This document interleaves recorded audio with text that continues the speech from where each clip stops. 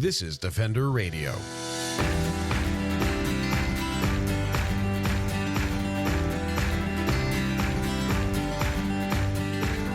I'm Michael Howie, and this is Defender Radio, the podcast for wildlife advocates and animal lovers, brought to you by the Fur Bearers. Traditional media continues to portray coyotes in a negative light, and you don't have to take my word for it. Nicole Murphy, a student at Trent University in Peterborough, Ontario, took on the issue of how coyotes are perceived by undertaking a 3-part project. She ran an analysis of media reporting on coyotes across the Greater Toronto Area, surveyed staff, faculty, and students at Trent University to gain their perceptions, and set up trail cameras around the campus to learn and showcase how coyotes are already coexisting with people. The paper, titled Perceptions of Urban Coyotes in Ontario, The Role of Media as a Barrier to Tolerance and Possibilities for Coexistence, is an outstanding look at how traditional media continues to paint coyotes in a negative light, and how, surprisingly, that impact may be shifting. It also provides insights into how advocates and educators can help people understand who coyotes are, the roles they play in ecosystems, and steps we can all take towards coexistence. Joining Defender Radio to share more about the paper, the results, and what it all means is Nicole Murphy with Dr. Stephanie Rutherford of Trent University. Why don't we talk a bit about Peterborough for people who don't know, because a lot of what we'll be talking about takes place there. All of your research took place in the Peterborough region. So, Nicole, could you share a bit about Trent University and Peterborough, the biomes and ecosystems of the area? Yeah, sure. Peterborough is where I went to school at Trent University. It has a lot of nature areas and trails kind of within and surrounding Trent, but also around the city as well. So it's really interesting. It's like a big urban center with a lot of different green spaces and trails that are utilized by the public, but also by different animals that live and share the environment with those urban spaces. Yeah, and you note in your paper that it's very similar to a lot of the other urban areas throughout the Greater Toronto Area. And I grew up in Halton Region, which is part of the GTA. And it's, we lived on a ravine, and it was an urban center, and there was a Walmart, and it all kind of has that same Ontario vibe. It's... I think it's important to point out that Peterborough is not unusual, though, in any way, because that tends to come up when we talk about location-based stuff, I find. But so Peterborough is where Trent University is. That's where you're studying, and that's where you decided you wanted to look into coyotes and media bias, which is something I am very passionate about. Could you share a bit about what that journey was for you, from maybe needing a thesis through to sort of formulating this idea and working with Dr. Rutherford to flesh it out into the project it became? Yeah, so originally I didn't really want to do a thesis.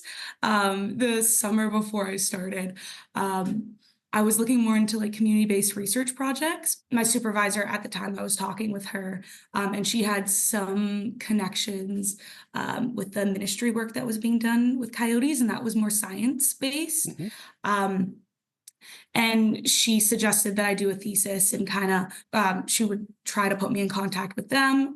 So I reached out to Stephanie because I'd had her as a professor before, and I really enjoyed all her classes.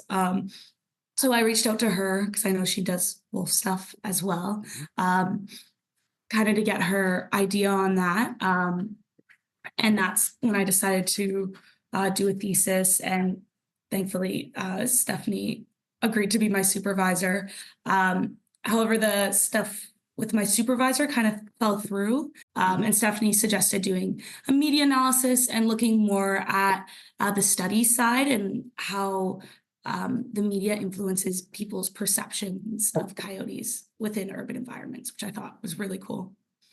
It is a fascinating concept, and it does, you make the note in the paper, and you refer to Dr. Shelley Alexander's work. It was Alexander and Quinn 2010 or 11, top of my head. I think, as I recall, Shelley always corrects me that it was submitted in 2010, but published in like January 2011. So every time I bring it up, I have her voice in the back of my head correcting me. Anyway, It is interesting, though, that from 2010 to now, 14 years later, this is not something people have really looked at again, though it is arguably an incredible influence on how the public perceives wildlife, on how we manage wildlife, and everything else. What did you expect that you were going to find, or what was the original hypothesis?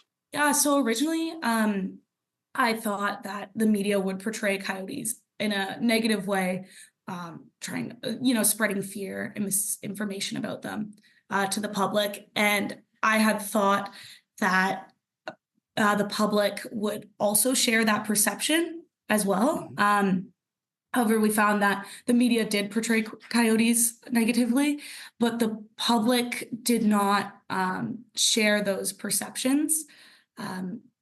It's also important to note the survey that I did took place on a university campus at Trent. So there was some sample bias there, but I thought it was very interesting that people were not kind of taking what they read through the news at face value.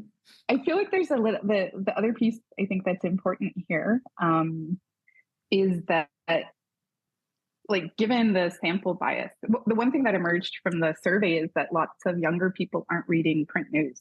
And so that's not where they're getting their information. And so, they had a whole range of other places, including like actual contact with coyotes in the wild that they were drawing their perceptions from. And so one of the lessons of Nicole's thesis is just people aren't getting their information in the places maybe that we thought they were when we designed the study.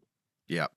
Yeah, and as someone who worked in a Metroland news environment for over 10 years, and you missed capturing my headlines about coyotes by about 7 years, maybe 10 years, that makes me feel old, but it is certainly that I can say that is one of the things that led to me wanting to leave the industry, was dealing with the coyote-related type issues.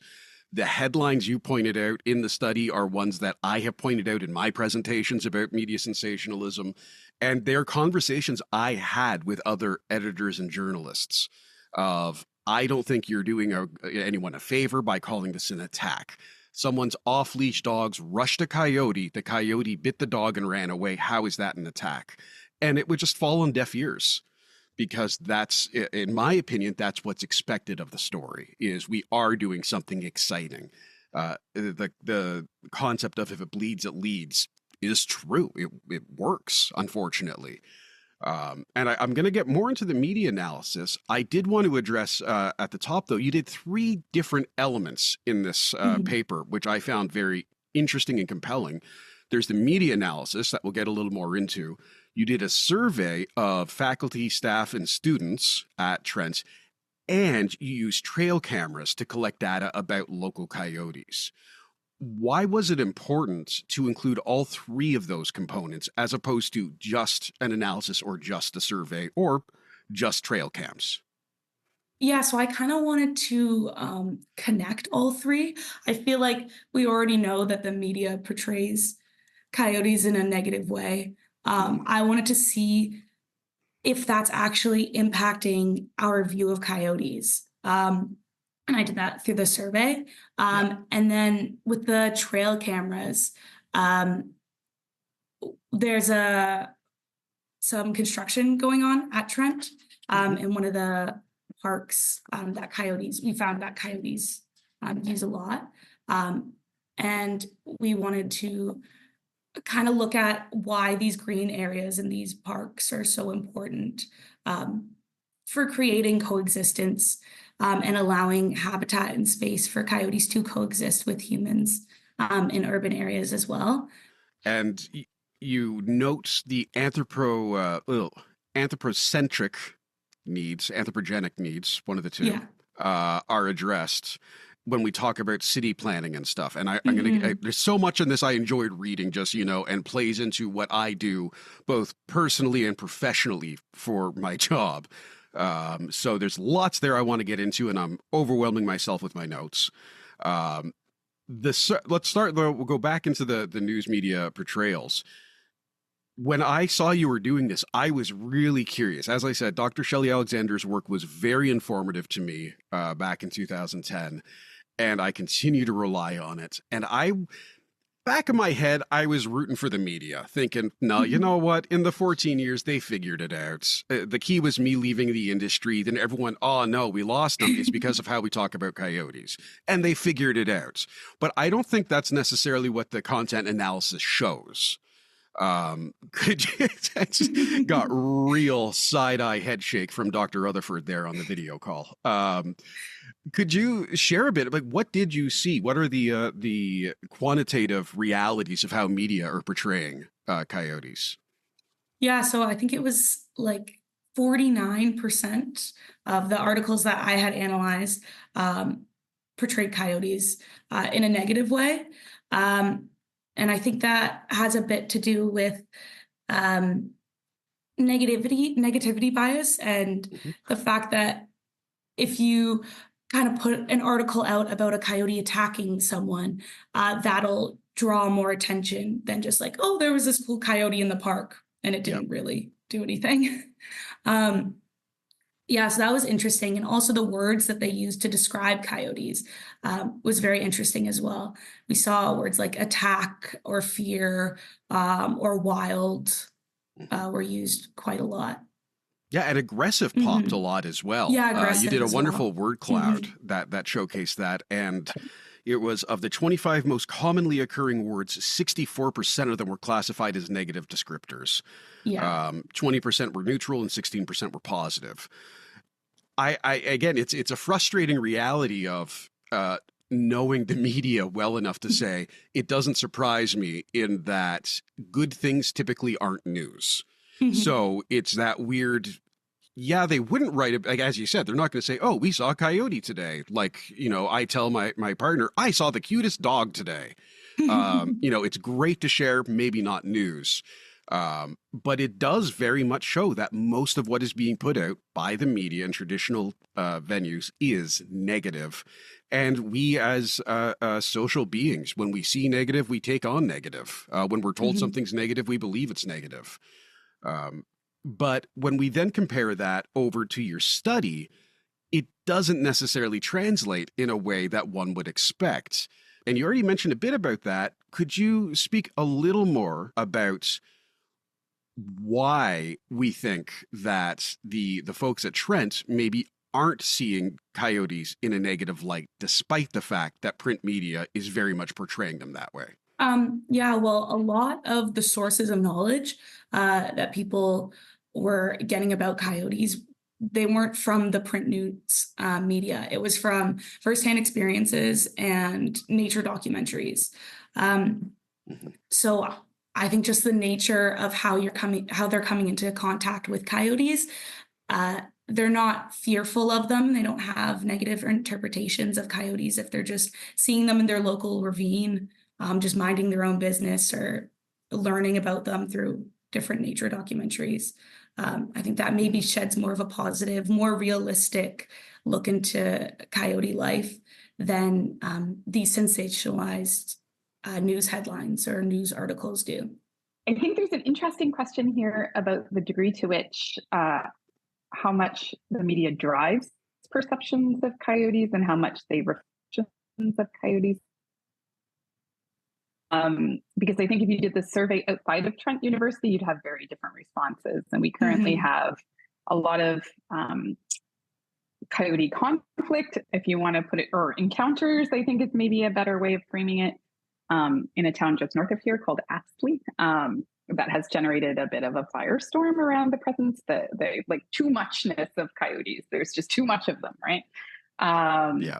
So I think if we, you know, a second part, I keep trying to convince Nicole to do a master. A second part of this might be to begin to do those, you know, university populations are very specific, but to do a wider sort of general public survey to see those real connections between media presentation and perceptions, I think would be an interesting new project.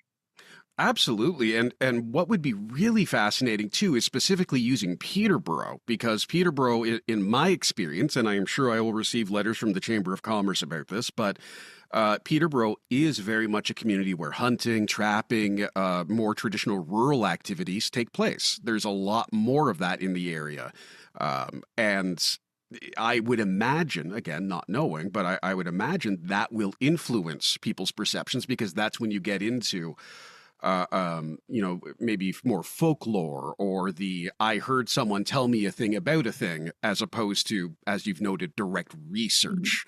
And that built-in, actually, you had a term for it, but I can't remember what it was, that more or less said the higher degree of questioning and critical thinking of information at a university, or for folks who have that university experience, because it's what you're taught to do. So that would be a really interesting comparison. And then being able to factor in other variables like social media or forums or something would be, again, just really interesting to see what that looks like. And then it could lead to, very much so, solutions on how do we communicate to this other component, because, if 90% of the people at Trent feel fine with the fact that coyotes are on the campus and 60% of them have seen them or heard them, that's a model, in my opinion, we should be looking at expanding in some way.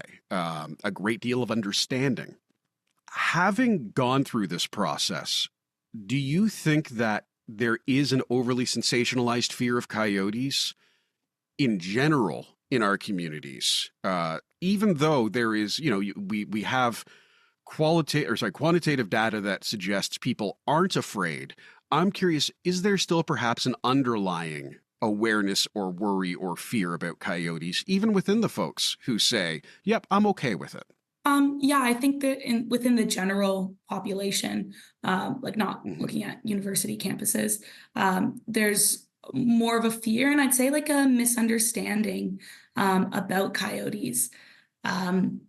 Even just talking to people about my project just outside of school, you kind of see that, I guess, misunderstanding of them.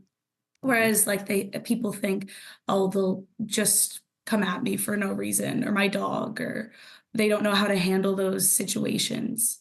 And that's always interesting, and I'm sure that's something you'll come across more as you work in this. And Dr. Rutherford, I am certain you've also experienced I saw a black bear today. Are you okay? It's like, yeah, they're like a big dog that ran away the second they saw me. But that's something that I have encountered, I'd say, on a monthly basis for the last 12 or 13 years. Is he was the size of a 100-pound German Shepherd, and I personally don't know how to address that at this point.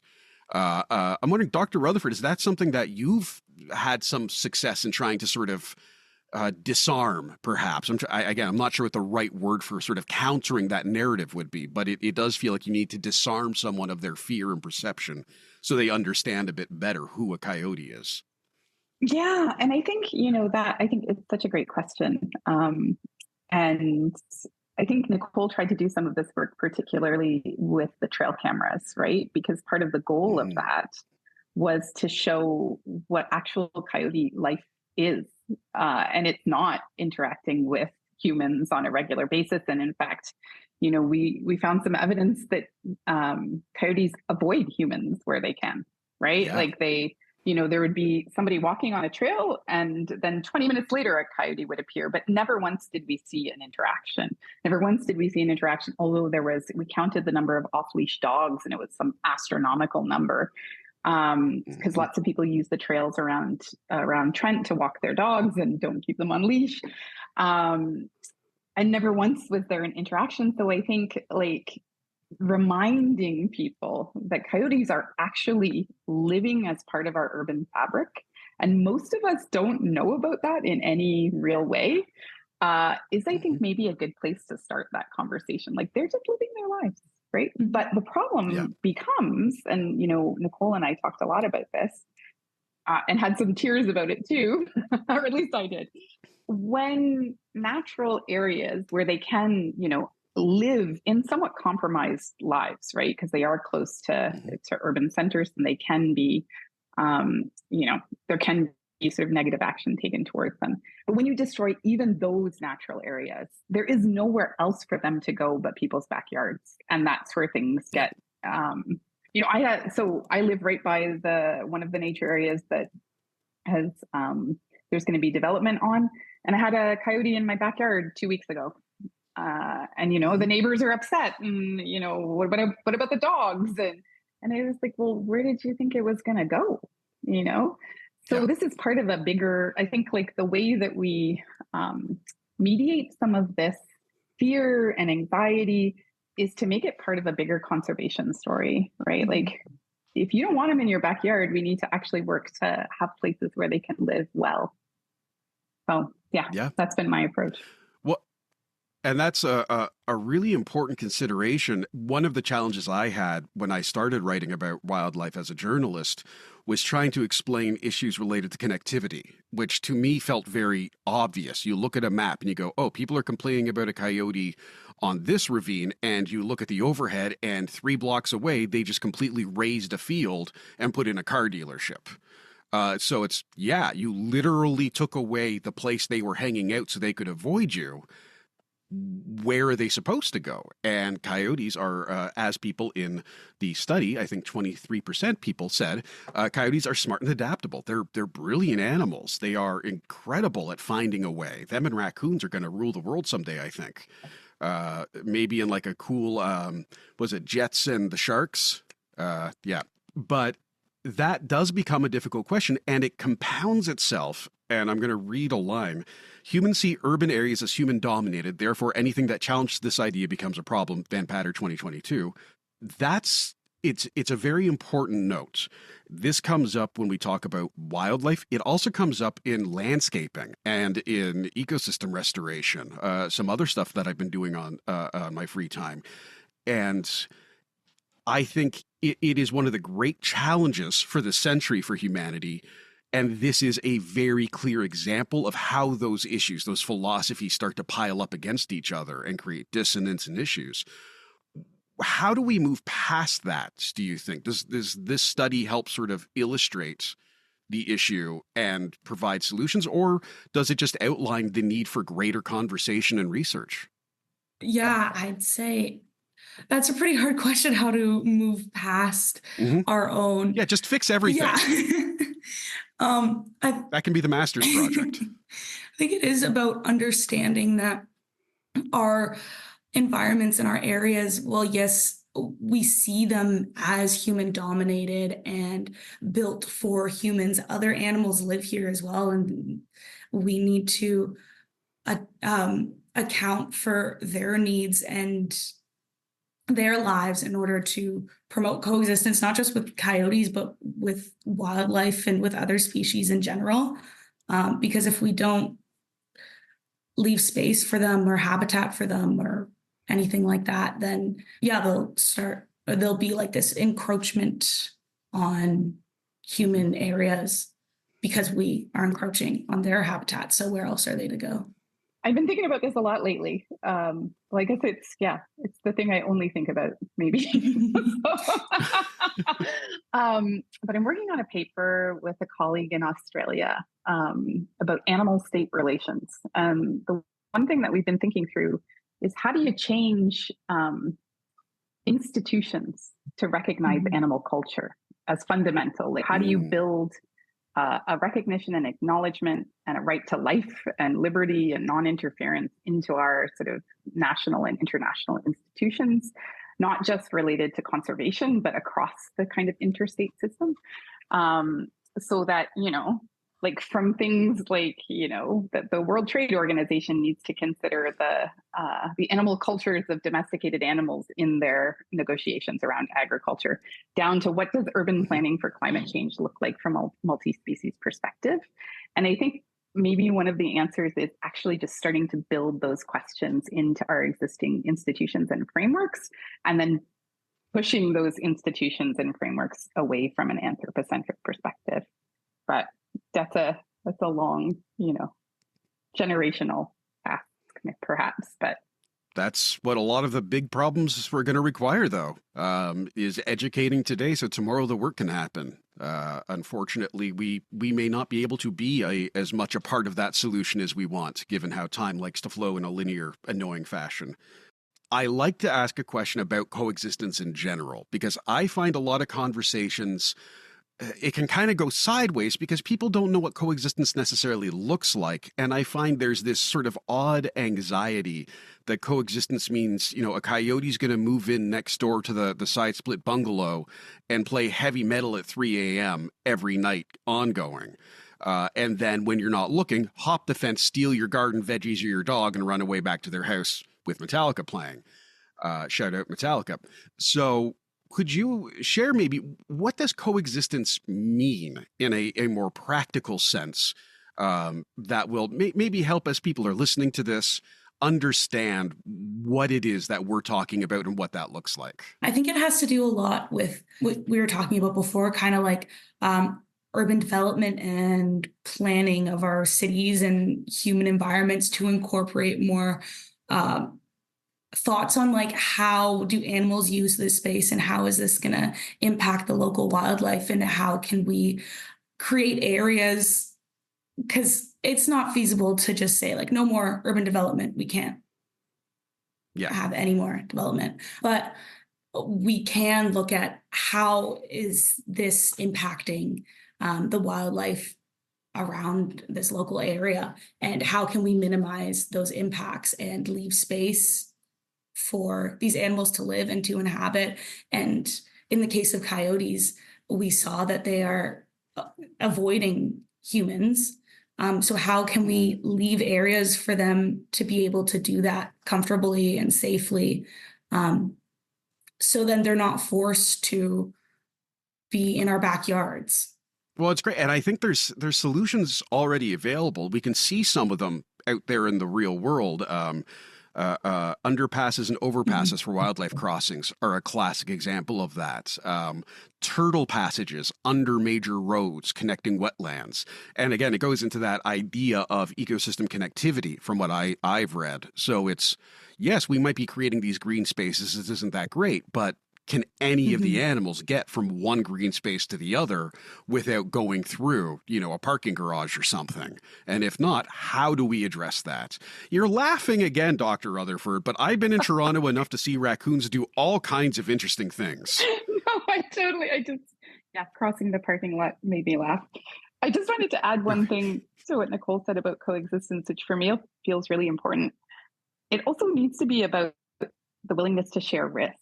Right? Like, if I am a person, and so the story, my coyote story is that I had a amazing outdoor cat named Biggie, who had been on the street and would not permit being an indoor cat. Like when we rescued him, he was just like, I am an outdoor cat, who eventually got, I think, taken by a coyote.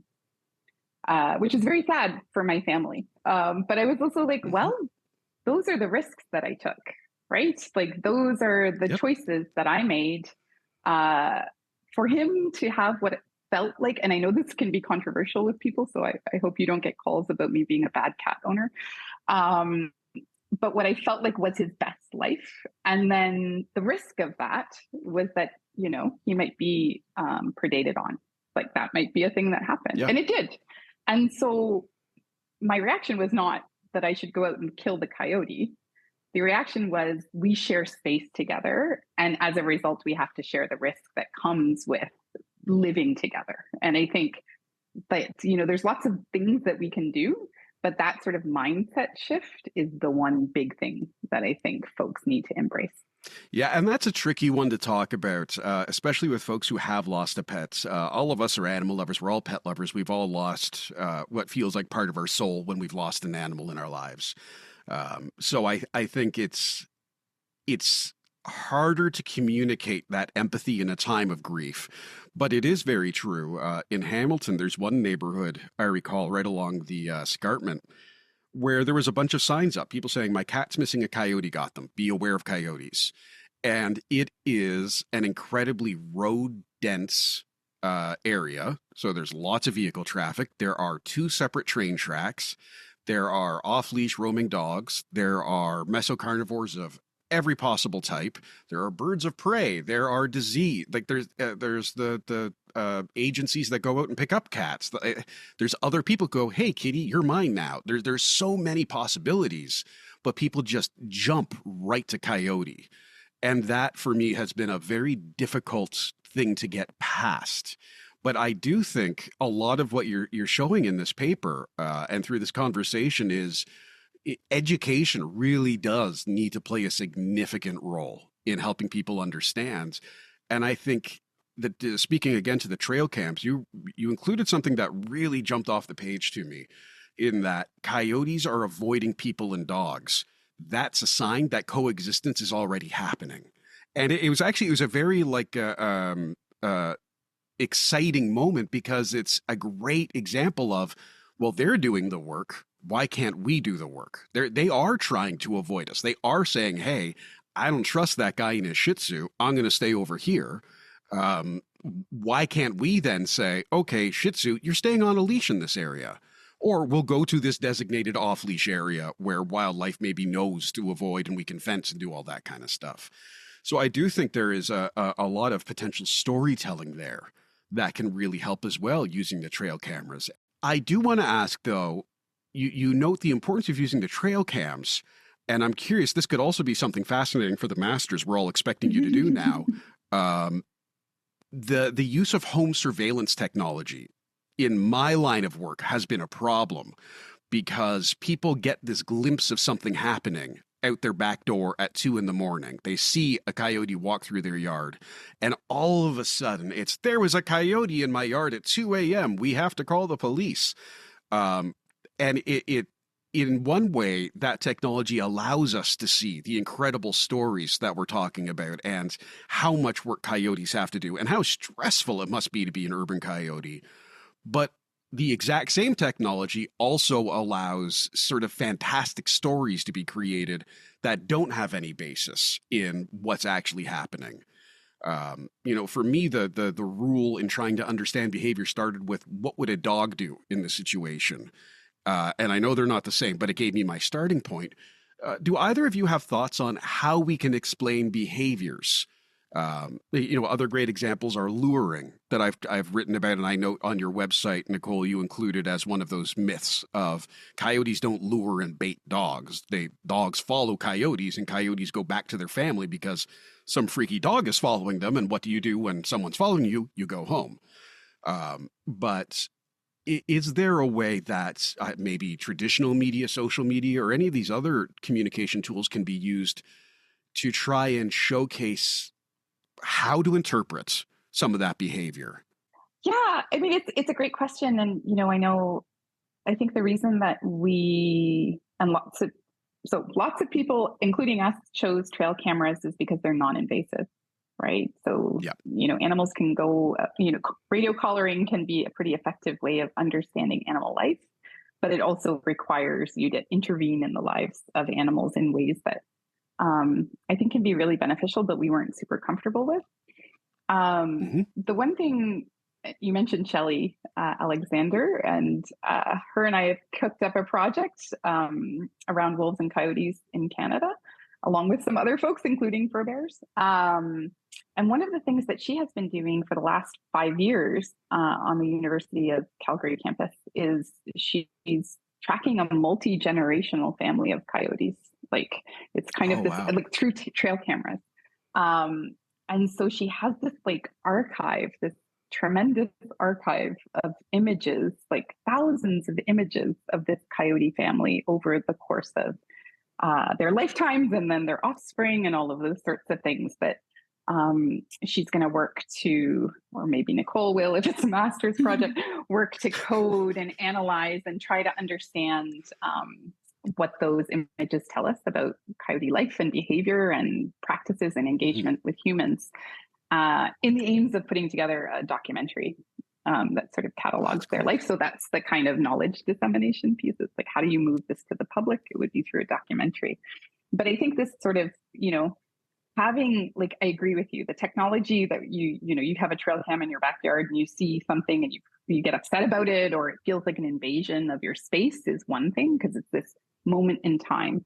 But having like a longer term sort of visual project that documents the lives of multiple generations of coyotes, I think is a really effective way of using that technology to tell a bigger story. That's very cool.